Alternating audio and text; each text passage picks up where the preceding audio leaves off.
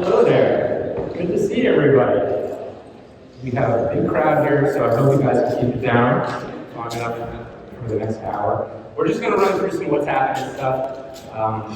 You may have noticed I have a little hip issue, so I may sit down. Sorry not to do that, I understand, but it's bugging me. It'll be taken care of very soon. It was a very nice intro. Let's go through a few numbers a little bit, let you know where this information is coming from that I'm going to talk about. We run a really well-read publication in this industry. We get, so far this year, 344,000 web visits. That's way over 350. That was from last week. It's our best year ever so far. Our newsletter reads were at 832,000 newsletter reads for the year. We're going to cross 1 million. That hasn't happened to us before, and that's about 6,000 to 8,000, maybe 9,000 very dedicated readers on our site coming back over and over again. So we have a really good following, really good traffic. Apparently there's a lot of interest from people like you about what's happening in the industry. So what I thought I would do is I wanted to give you an update on what's happening, what everyone's doing and what we're seeing. What are the big stories of the year? Right? What's the biggest things, articles that you guys are clicking on and reading the most? So it has been very busy. We're going to start with just the last month because it's been crazy. We're going to go through each of these articles, talk a little bit about them, what the significance is of them. And so just in the last month, let's just start with the biggest one. Novotech was acquired, you all know that at this point. Significance to me with Novotech being acquired, there's a few things I think are really interesting about this. One, they got bought by outside money, right? They got bought by venture capital, and it didn't come from the traditional companies in our space that you all know, and many of you have talked to in the past. This was outside money. And what I like about that is, what I find really interesting is for a dying industry, right? Dying industry, you guys are all probably getting back in your Chevelles, and Chevette's getting home. Nobody's got any money in this room, I'm sure. But it seems really healthy to me. It seems really healthy to people on the outside that are looking to invest. And we'll probably talk about this a little more if there's time at the end. But what I think is super, super interesting about that is that outside money and what it's going to do to acquisitions that you guys are looking at, right? Because outside money is typically paying more, in my opinion, than you would pay to buy another deal. Like, I think, 3.5, 4 multiples, what people are getting for really healthy. Outside companies are paying more. And I don't know what Novotech got, but I know the company that bought them outbid some of the other companies in our industry that you know very well. So when that outside money comes in, it shakes things up. It adds a little more. It definitely adds more money to the company's pocket that got acquired. So we're going to keep an eye on the outside money coming in. It's not the only one. We've had other companies bought.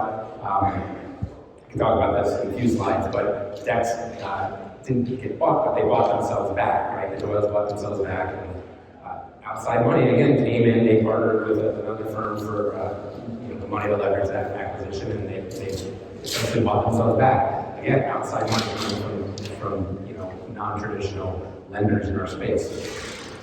Let's move on to the next one, number 2. Kate launching full line of K3 line, 11 machines. Anyone see that coming?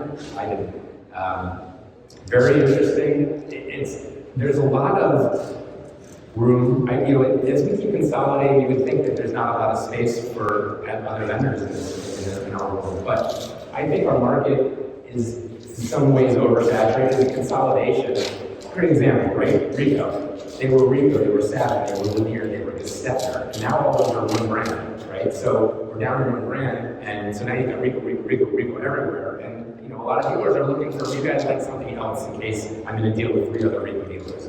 Or maybe I just want a different brand than my customer can get anywhere else. And so when you get somebody else coming in or launching another brand, it's going to open some eyes. I think a lot of dealers, especially single line dealers, learned a valuable lesson during the pandemic, during the supply chain issues, right? If you were dependent on one brand and that brand was struggling to get you product, you were toast. And I think a lot of dealers added other brands, added a second line, added a third line, just to protect ourselves. And we all know that you don't want to get to the point where it's too many, it's a lot to support, right? But you also don't want to get caught in a position where it's been 3 months since I've got any hardware to sell or any supplies to bring my customers, and I've got to do something. So that brings us back to Kate, launching 11 machines. Or what was it? Yeah, 11 machines. I think 6 or 7 of them are color. And these are A3 products. These are, the bread and butter of your businesses in our diet world. And here comes this, new launch. It'll be interesting to see who Caden is going to court with this, how they're going to bring people on. But by the way, if Brett makes this presentation available to you guys, all these are links so you can see the actual articles, you can see what the lenders are, and all these deals, and you get the details on the Caden A3 launch as well. There are, I keep saying it, I want to keep saying it, there were 11 machines launched, because we're going to move on to the next one, Fujifilm. Fujifilm announced 2 weeks ago that they are launching A3 in the US market. So we're going to back up and maybe just give you some color on where this is coming from. If you remember, or maybe you don't remember, before the pandemic, way before the pandemic actually, Xerox and Fuji got into this.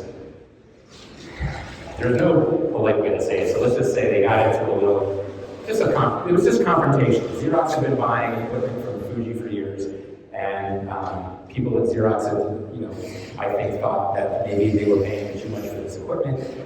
They tried to renegotiate. There were some other things going on. The CEO of Xerox was trying to get Fuji to acquire Xerox. There's some things with Carl Icahn involved, and the CEO eventually, who's now the CEO of BFI, Jeff Jacobs, he wound up getting forced out of that because of what he was trying to do. But what he was trying to accomplish was he was trying to bring Xerox and Fuji together, because Fujifilm and Xerox had this relationship.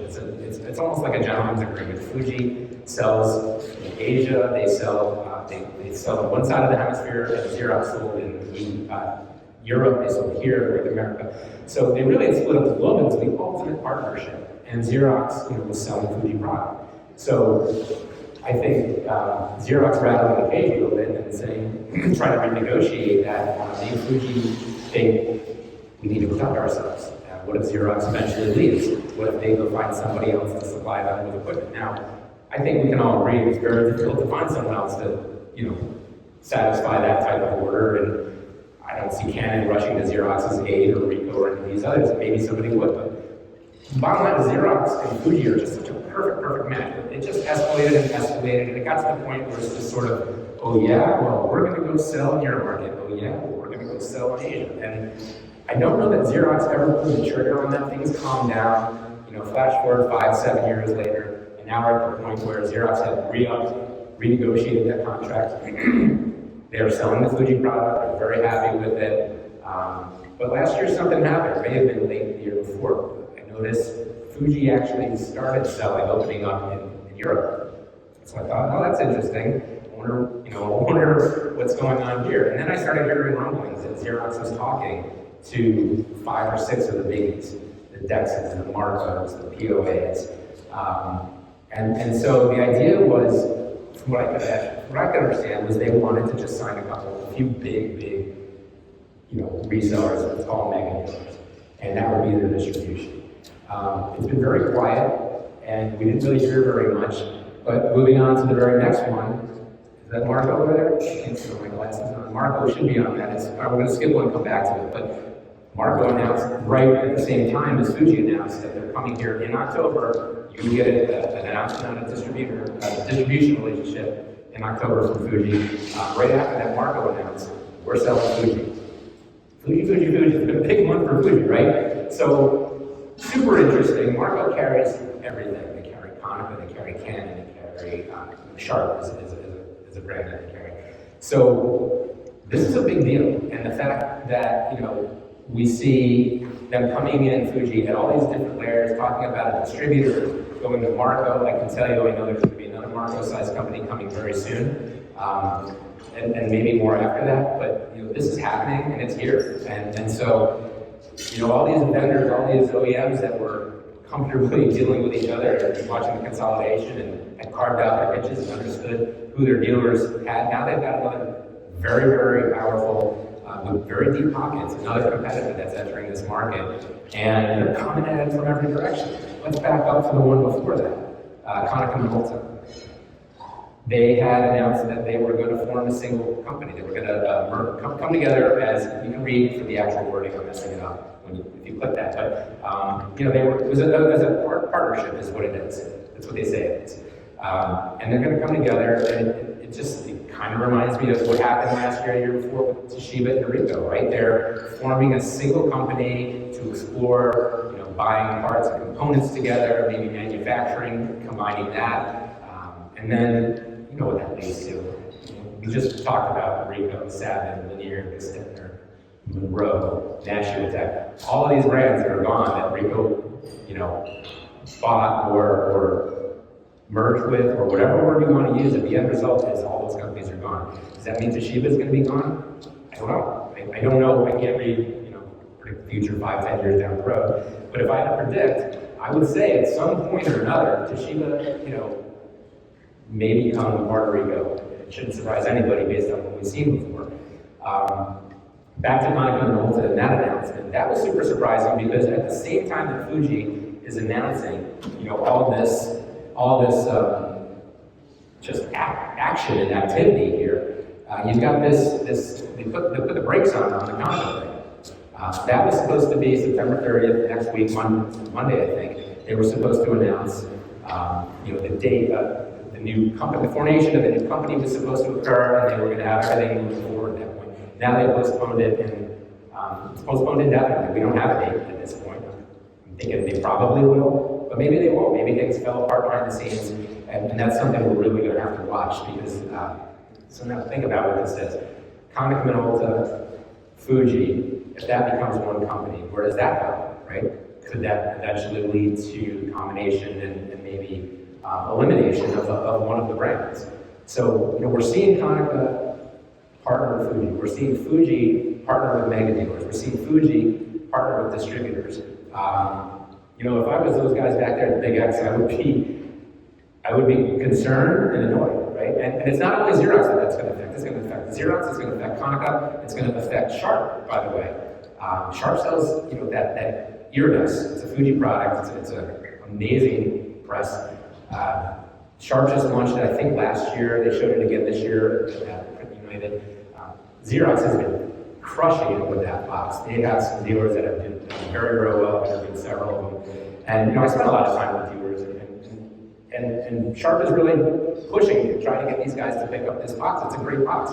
But you wonder what impact Fuji will have now that they're coming in. If I'm a dealer, do I want to go through Sharp, who's getting it through Fuji, or do I just want to get it through Fuji and then maybe pick up the other 11 MFPs that they have on that list and bring a new product into the market that is underserved and not in everybody's bid, right? It makes a lot of sense if you're Fuji right now to just keep doing what you're doing, because I think these dealers, I think you guys are hungry for another brand that isn't oversaturated in this market, and it's coming from a very, very big company and with very deep pockets. So Fuji's the one to keep your eye on. We've had just unbelievable traffic this month. Just the last couple months, it's been amazing. But that story just put us over the top. Just crazy views on everything we're doing. The last one kind of caught me by surprise, and it should caught everybody by surprise, and I guarantee you it caught Canon and Xerox and some of these guys by surprise that are heavy players in production. Epson acquiring Fiery. So Fiery has an interesting story. Fiery kind of started as a Canon partner back in the old days. If some of you guys remember, some of you guys are a little younger, but the CLC Canon products, the very first real color copiers, printers, right? And they were copiers, and they needed to make them print. And so they partnered with this company called EFI, and all they did was make print controllers. And I remember being in a room with these guys when they were talking to us about Fiery and working just with Canon. They had all the analysts there. My dad was there. Frank was there. All these guys. And they were asking us why. What did we think?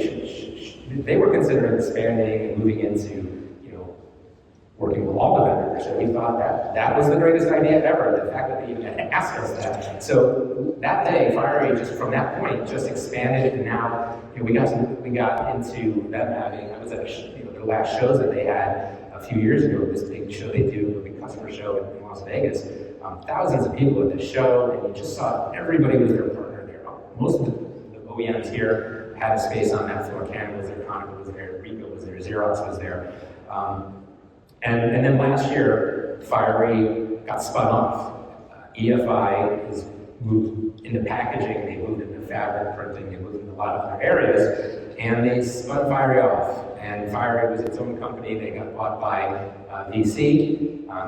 More VC, I don't know if that was outside this industry or not. It didn't matter. They didn't hold on to it very long, clearly, because Epson stepped in and bought them. Now, I never would have picked Epson. I could have given you 6 companies, 7 companies before I would have gotten down the list of Epson as a company that would have been interested in them. Epson's really big in wide format, right? They're huge, obviously, in ink. And graphic arts, they are a force to be dealt with and reckoned with. And so, they do have a reason to get into that. They do use Fiery controllers, but they don't have any kind of use of them at the level of these guys. I think if you click that, it'll tell you that article, it'll tell you the numbers. But I would say there's over 200,000 Fiery units out there right now, and now they own them. And they were replaced by Canon reps and Xerox reps and Ricoh reps, and now they're owned by Epson. So it brings to the question, why? Why does Epson need them? Why do they buy them? Well, Epson is another one of these companies that would surprise you on their scale. They're not a big player in our market at the moment. They've been trying to climb in here, and some of you have picked them up. For inkjet, they are all in on inkjet. They got rid of Epson did have a laser line that they OEM from someone else in Europe. They never did that here. They got rid of that, and now they are just focused on inkjet. But what really surprises me is if you have the luxury, and I have, of visiting Epson in Japan, and you get the tour, and you see that it's not this little inkjet company. These guys are as big as it gets. They are massive. They make chips, they make a lot of things in other areas. And so now back to why do they buy this, right? I can't tell you why, but if I was these other companies, if I was a Xerox, a Canon, or Ricoh, I'd be concerned about that. And it'll be interesting to see if some of these companies start manufacturing their own rips, if they start trying to get away from Fiery, if other companies maybe step in and bring product that they transition to that's more on an independent line. Epson has said we're going to keep this running independent. We're not going to do anything to it. We're not going to touch it, and that's all well and good. But where is Epson going with it? So it just makes me wonder with ink, with now this Fiery at their disposal for some internal kind of development. They're kind of right to come out with their own high-speed inkjet that we just saw Kyocera do it a couple of years ago, and I don't think Kyocera sells very many of those on their own, but they sell a ton of those to Ricoh, they sell a ton of them to other companies and other industries. They've had a lot of success with that product, and I'm sure some Kyocera viewers have placed it as well. It's just a challenging product to sell in our space, I think. But when you get up to a certain level, everything turns into ink. Anyone who's in production, do you sell ink? Not yet. You'll sell some Iridescent, though. I'm sure you're selling Iridescent, so that's not ink. Xerox has ink, Altera and some of these other products. So who else? You're all selling. Are you doing ink yet? Yes. It's coming. It's what customers want at that level. So the fact that Epson's not really there at this point and doesn't have a product in that category, but they bought that technology, just makes you wonder why. Why would they do it? So certainly keep your eye on Epson. Great company to talk to, by the way, if you're looking for something just a little different, a little off the beaten path, because everybody sells laser. It's just when I was a rep, I liked having something different. I liked something unique. If we're all going in there with lasers, maybe it's nice to go in there with a secondary proposal saying, hey, I know this is what you're used to, what you like, what you want, but here's a good secondary product you might want to consider. Way greener, what are all the advantages that they can tell you why I think is theoretically better than laser in some cases. It's a good talking track. So Epson definitely one you're going to want to keep an eye on. So now we're going to move over to the biggest stories of the year, right? These are the things people have been visiting us, clicking on over and over again. We already talked about this when they moved this back, and I don't know why it says April. Maybe. Oh no, that's the April. That's the initial announcement. I'm sorry. So this was the initial announcement. This came in April that they were going to form this company together, right? And then the September one was us them pumping the brakes. So if you go back in these, you can read some details on that, you can read some details on that, and you'll see, you know, where it's gone, where it's just, well, it's not going anywhere now. It's stopped. So that's something to watch. We kind of talked about Doyle's buying Dex back. Look out, right? I mean, they had to, I think, not answer to, but just work with people in a way that maybe they hadn't had to in the past. And I don't think the Doyles like to do that. I think they like having everything, you know, being in charge of everything on their own and making their own decisions and not having to deal with board meetings at some of these public companies. And so they're out from under the Staples thumb, if you will. I think they picked up quite a bit in the few years they were together. I can tell you that part of the plan when they were all together was Dex picked up all of the management services from Staples, and then they like doubled or tripled the amount of revenue from that. Staples it was almost like they did really well in spite of themselves. Like they had millions and millions of dollars of management services, but it was just not being run very well, and they could have done a lot better. And when they moved that group, if you want to call it a group, over under the Dex organization, it thrived. It did really well, just because Dex gets print management, it's what they do. That all went with Dex when they bought it back. So they are back in charge, not that they ever weren't. That was the big news of the year. I wouldn't be surprised if we have some more news coming from them in the next 6 to 12 months. Not that I know anything, but it's just, I can tell you one thing Doyle told me about a year and a half ago, was, you know, interest rates were going up and they were going to slow down. And what just happened last week, we all know. Interest rates are down. They're going down. This is your time to buy if you're relying on better interest rates. And, you know, I'm just going to put 1 and 1 together and get to 2 and think, okay, interest rates have come down, so maybe that means these guys will get back into it and get more active. When interest rates were low, last year they were low, they bought six or 7 companies that year, I think. Last year, I think they just bought a couple. It's all for them, and for a lot of companies like them, it's all dependent on where the rates are, and they've come down. Moving on to the next one. Zero statement on workforce reduction. Popular article, we don't need to dwell on that.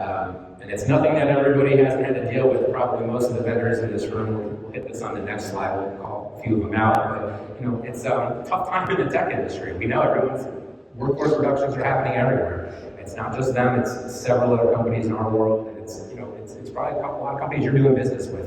It's just another bump in the road, and it's just something we all have to kind of deal with. It's, you know, I've been doing this company since 1996. If I had to count the number of workforce reductions, you'd wonder how any of these companies had anyone left. But it's just a cyclical thing. The companies get a little big, or the investors want some changes, and, you know, they scale back. And, you know, for you guys, it's just you have to hope that they don't scale back too much with the people that you need and rely on, and that's when things kind of get a little concerning for you. This next one was super interesting, and I hope the FD guys are here because this is all on them. We work with them, and this was a sponsored piece that we ran. It was on their blog, and it's the 4th biggest article of the year for us. And we just ran this 2 weeks ago. So the fact that it caught all these other articles is mind-blowing to me. But it was just a simple article about rates, and they're going to go up. The post office, you know, it happens every couple of years, every now and then the rates go up. It was just very surprising to me that this was such a big article. That means a lot of you guys are emailing. It means a lot of you guys are paying attention to it, or a lot of you guys are using this as an opening talk track to your customers, right? But if you're not emailing, this tells me that maybe this is something you should look into, because it's of interest to people in this industry. It's clearly of interest to people not in this industry. I mean, my stuff, one of the things we're really good at is our newsfeed is super, super dominant and good at getting content into the Google newsfeed. If you're on Google Alerts, which every one of you should be, it just delivers news to your inbox every morning. Our stuff goes into the Google News feed. It goes into the Google Alerts. You know, if you looked up print management right now and click the news tab, we have articles on page 1. We probably have that article. We're the only ones in this industry that do that. We are, you know, considered by Google to be legit media. And so back to this, the action of all these eyes is going on mailing. So I, shocked that article took off like that. I never could have predicted that.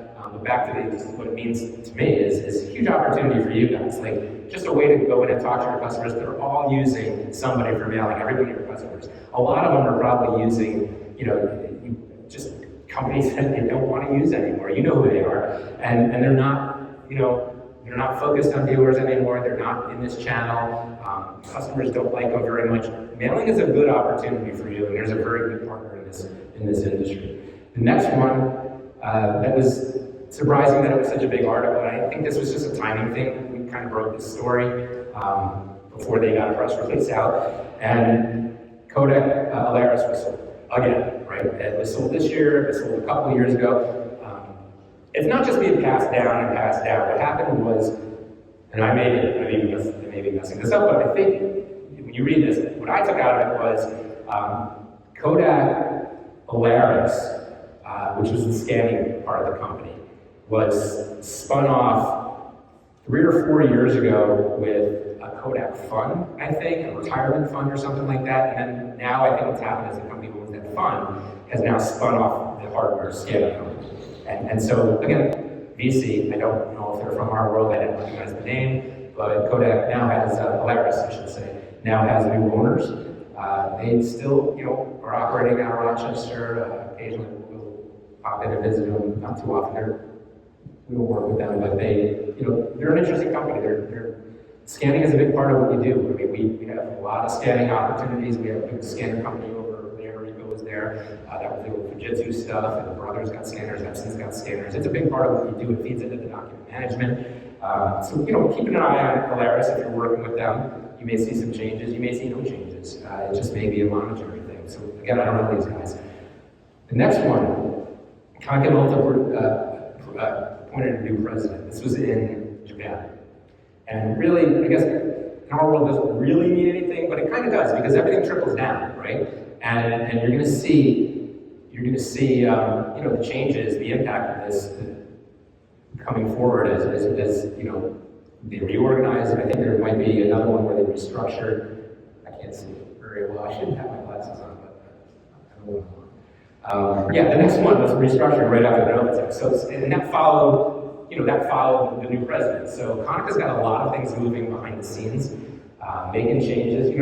They had some older executives age out, and they got some younger blood in there. And we'll see if that makes a difference. We know Konicka has been in the press a lot lately, obviously, for some tough things. They did have that problem last year before, with maybe a little bit of the supply chain seemed to impact them a little bit more than others. They're still trying to get their legs back under them from that. That was a tough stretch for them, and they seem to be doing well. As long as Laura is there, I'm confident, right? I think you guys that are Konicka dealers look to her as somebody who's going to let you know what's going on, what's happening. In that company, Sam Marigo has been there for a long time.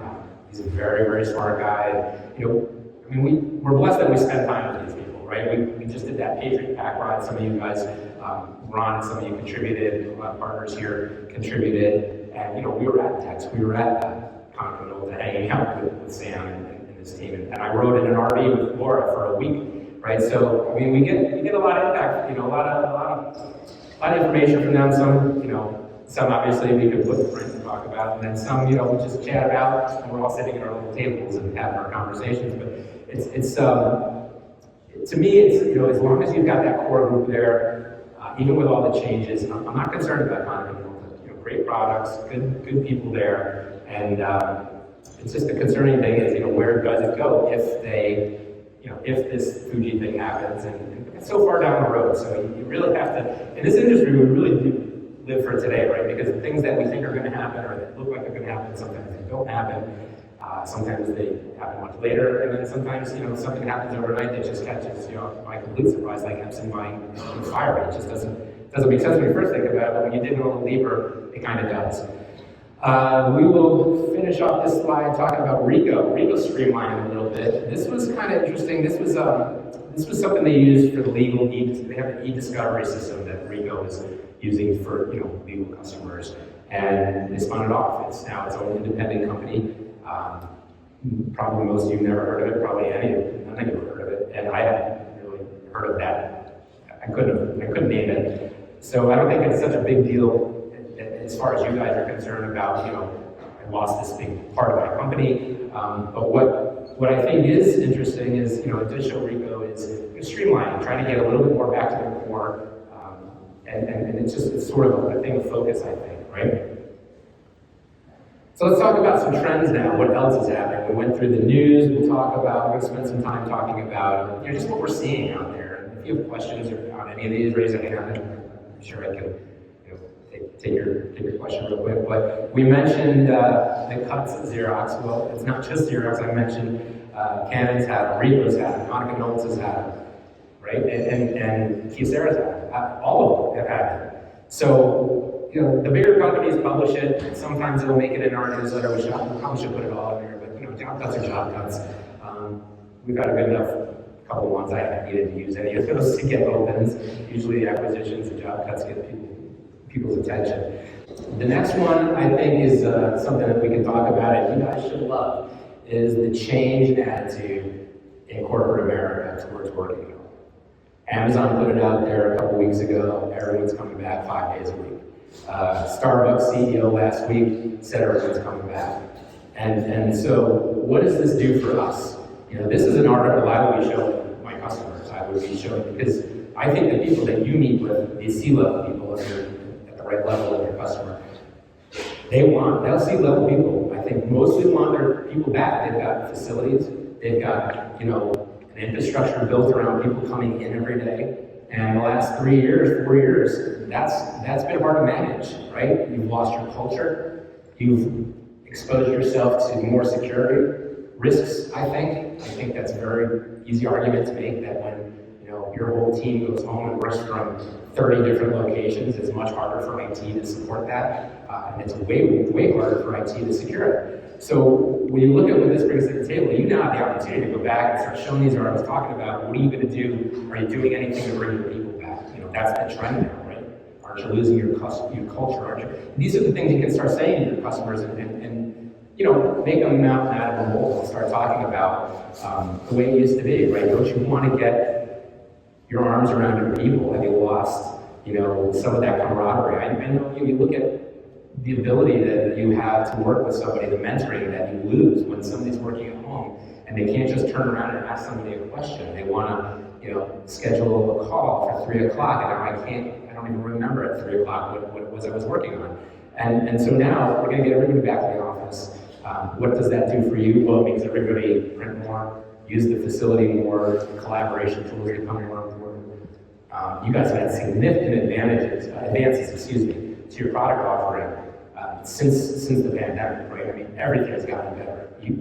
Unified communications, way better. You've probably gone through a complete upgrade cycle at that point. What else? Just the hardware has gotten better, the software has gotten better, the hacking that you're fighting has gotten better, the security has ratcheted up and amped up. And it's just everything is bigger, better, stronger than it was 3-4 years ago. And so, if I was still a sales rep, I would be out there talking about what are you going to do to get your people back? What are you going to do to support them? Your equipment is all aged since they were here. How are you going to make sure that these guys are prepared when they come back to hit the road running? And do you have plans to come back 5? That's the first question I would ask when you bring your people back 5 days a week, and how are you going to do it? And all you need is 1 or 2 of them to say, oh, next year or 6 months, or now you're the smart one. Now you are having a great conversation with them, and you can go from there about how you're going to handle it. And I think the customer would appreciate the fact that you had the foresight to know about this, to bring it up, to talk about it. And this is going to be an issue that these guys continue to struggle with, because again, the owners, the managers, the executives, nobody wants their people at home. I mean, maybe you find one here and there who's some hippie guy who just loves working at home himself or herself, and that's fine. But I think corporate America needs to get back to work. They want to get back to work. They want their people back to work.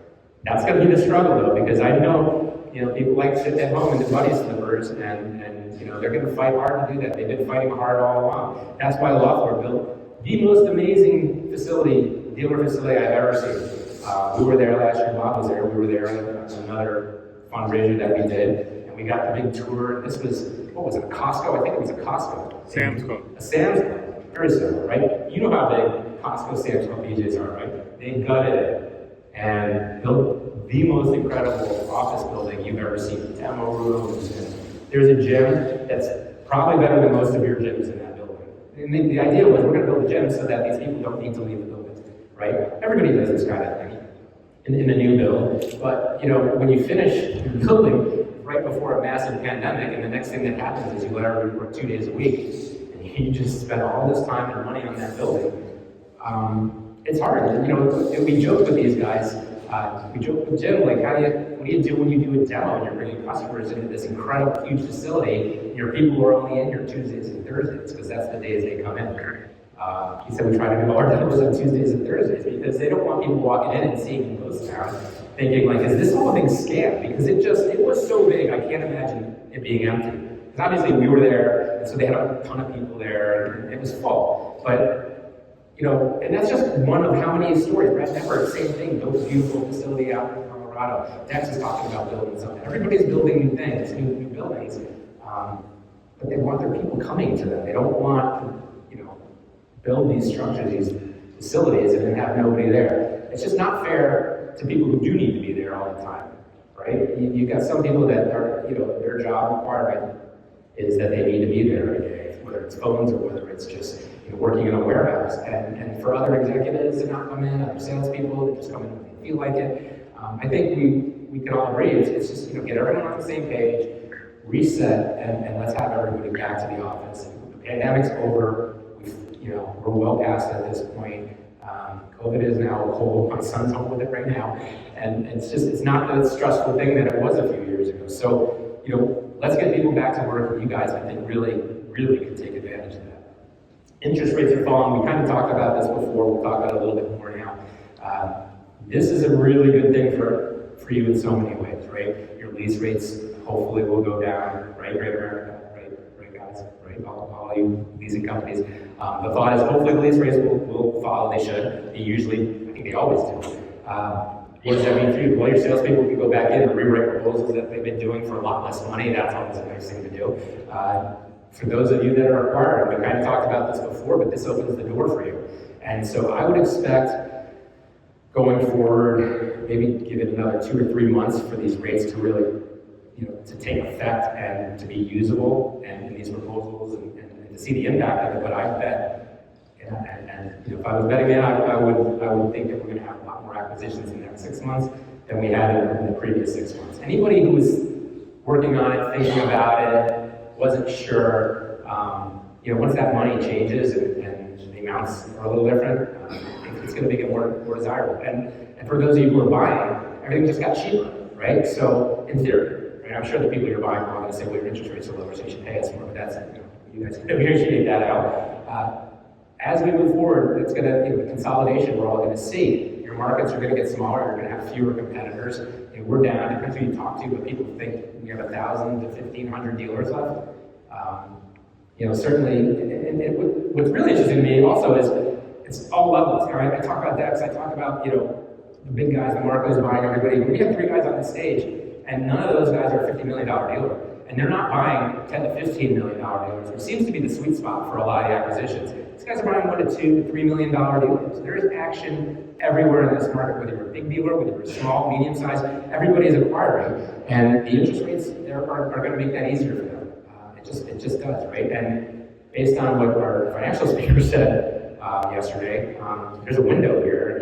He sounds like those rates are going to go back up in the next few years. So the next couple of years, if they stay low the way he said they would, the way I'm reading into the news in the last week, I would expect increased action in the acquisition space.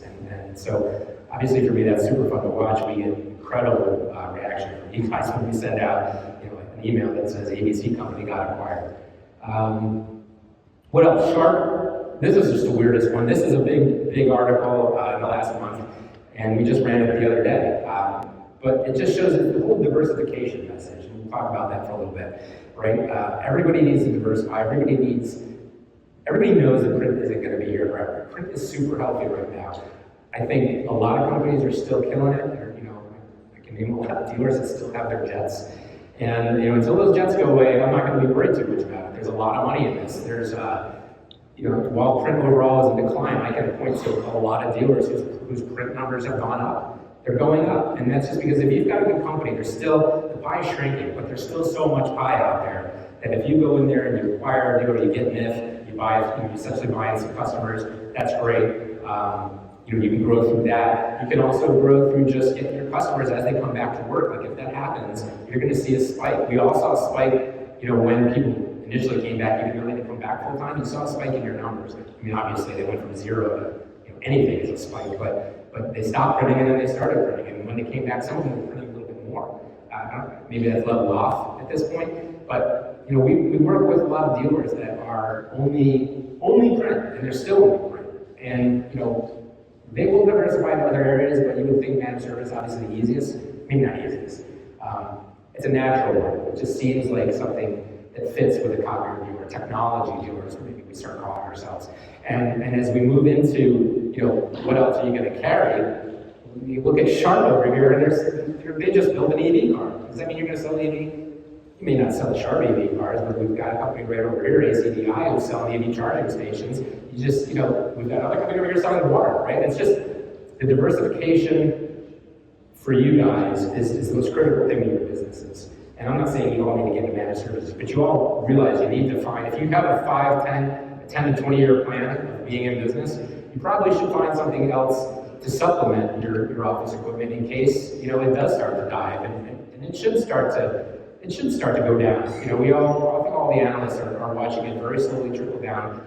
There are pockets where it's still doing well, and even increasing, but overall, those numbers are going to come down over the years. And so what are you going to do? What are you going to do as a dealer as your print volume declines, as your ability to charge, your charging customers declines, right? So your revenue is going to go down because all of these things are happening in one perfect storm. So what are you going to do? Well, you're going to do whatever you're all doing right now is you're going to use your print to fund moving into other areas. And this meeting is such a good place to find those other areas, right? You've got unified communications, water guy at some of these meetings. You've got just no limit at EV charging stations. Just and I'm sure there's way more things I can say, and I'm creating because everybody took their signs down. But there's just no shortage of places for you to go invest to spend your money to build something else, add something else onto your company. The EV charging stations I would have thought would have been the goofiest thing ever when I first heard it, but the more I thought about it, super well funded. The government had allocated billions of dollars because they wanted coast-to-coast national infrastructure at each EV charging stations. Somebody's going to place those. I know POA just sold a bunch of them to the Portland Trailblazers. Deep down McCarthy's picked it up. There's a bunch of them. Andy Andrew Richell's been selling them in New Jersey for a while. And I sat through a CDA presentation where he talked about how he's winning deals in print because he's getting his foot in the door with EV. He's not selling a ton of EV, but he's certainly able to get people's attention. And the ones that he has sold, he's been able to get some print business out of that too. Like we all know, that's the dream, right? You go in there with another product, and then all of a sudden you're selling copiers, you're selling printers, you're selling scanning, you're selling collaboration tools. All you need is that foot in the door. If it's water, if it's coffee, you've got trucks, you've got service people, you've got sales people. Maybe, depending on what you're diversifying into, maybe not everybody's fully appropriate to sell across the board like that, but it's some of these things they just make sense because when you're in there, when you're a sales rep and you got yourself actually in that door and you're talking to the person and they're like, well, we're not buying anything, we've got a lease for another 24 months. You could do one of two things. Okay, goodbye, I'll talk to you in 24 months. Or you can turn around and say, who's doing those with water? Do you like those giant water bottles? Or who's doing your scanning? Or who's doing your phones? Or there's so many questions to ask, but it starts with another partner to educate you on that. And there's just no shortage of places where you guys are going to be able to take that. So I ran through this a lot quicker than I thought